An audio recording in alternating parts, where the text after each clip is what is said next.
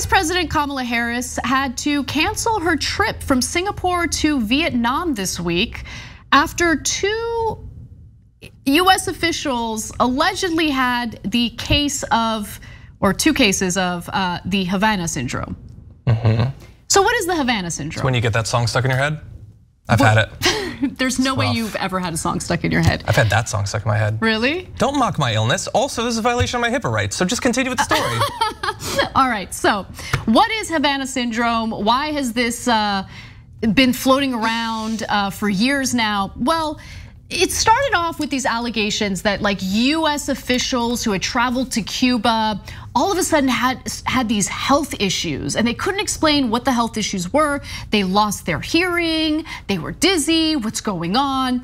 And so the latest accusation is that the Havana syndrome is this mysterious health situation where American diplomats and other government employees who have gone to Cuba come back and they've noticed that they're having all sorts of issues, right? Their hearing is gone, they're all discombobulated, but they can't explain what happened. Like they suspect that the communist Cuban regime has used some sort of weaponry against them that's so sophisticated and so incredible that only a poor country that's being crippled by US sanctions could develop it, right? Diabolical. And so the New Yorker reports that the Havana syndrome derives its name from the Cuban capital where CIA officers and State Department employees first reported experiencing strange sensations of sound and pressure in their head in 2016 and 2017. Some of the patients said the sensations seemed to follow them around their homes, apartments, and hotel rooms in the Cuban capital. Some of the patients described feeling as though they were standing in an invisible beam of energy. Yeah, there it is. That's what Oh, the Cubans have done it again. I hope they're not targeting us. Well, that looks serious.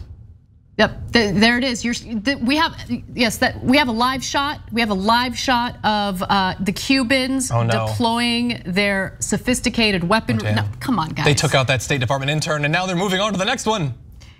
What I've noticed, John, is that there will be one or two reports about this every few months, but it never really goes anywhere. And then they like recycle it. It comes back. And look, when they recharge the weapon. When they recharge the weapon. High energy, it requires a few months. Yeah. Fusion based, really. But am I being unfair? I don't know. I don't know, look, this is the sort of story that I've long been interested in, so I've done research on this, and like the suspicious thing is, like they don't just send the people there, they have the experiences and then the media talk about it. Obviously, when they're there, like people involved in the US government look into it and everything. And they give them advice on how to potentially mitigate the effects of it. And they do all the things you'd expect that they do. They stay out super late, they drink heavily, they've just gotten off a flight. And none of it seems to help. And so they feel like headachy and tired. It's weird. You know, I don't know, it's just when you travel, you feel weird sometimes. I feel like, isn't that a Occam's razor and all that? Occam's razor, that's a dangerous weapon. The Savannah thing, I'm not so sure. They traveled, they went to a different place. There's different actual parasites there. I don't know. I just love how the first different weather. Like the instinct, right? Like the instinct is, it's those dangerous Cubans. It's those dangerous Cubans. You know, they have like weaponry that's just so sophisticated that our well-funded, overfunded Defense Department and State Department, like they can't figure out what it is, right? They don't know. Because they're not using, okay, let me give you more detail. They're not using weaponry against these US diplomats. I don't know what it is. It could be because of travel. It could be because, it could be roundworm. Maybe they should look at ivermectin, you know? I heard that it's a, treatment for roundworm. Not COVID-19, but roundworm. In both livestock and in some cases humans. But look, those impacted by the Havana syndrome, and that's the other thing. They've already named it Havana syndrome.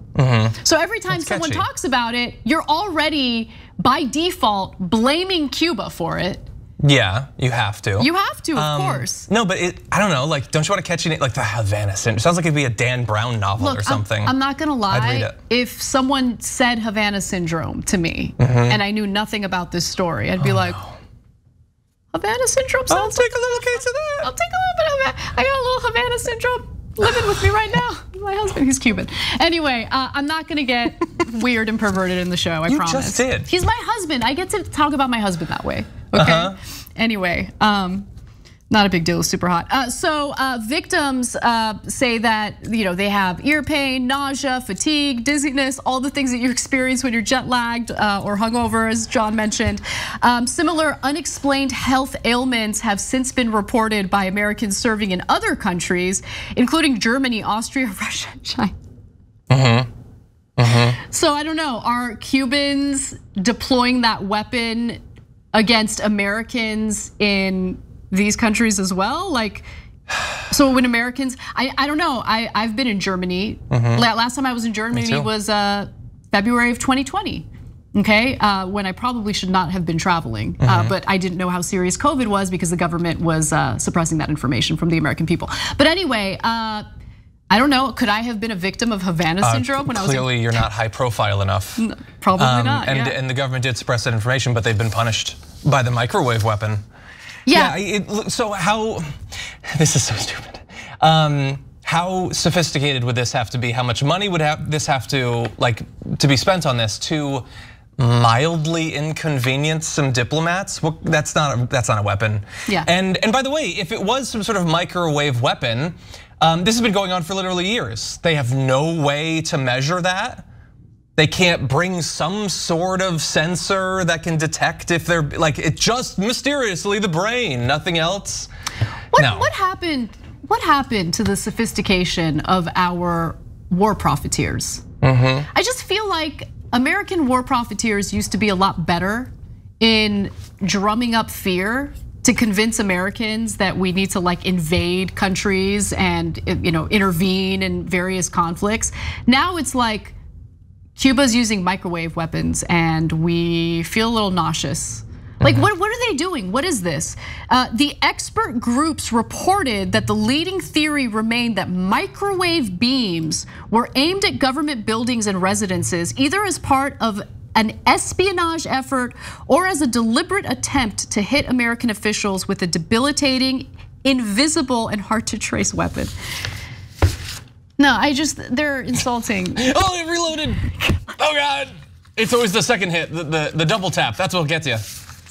Just so absolute stupid. It doesn't insanity. make any sense. All right, look, we're gonna take a break. When we come back, we'll regroup and talk about why wearing a mask during a pandemic is not the same as wearing a slave mask. I wouldn't think I'd ever need to explain that to people, but we live in America, so unfortunately, here we are. Thanks for watching The Young Turks, really appreciate it.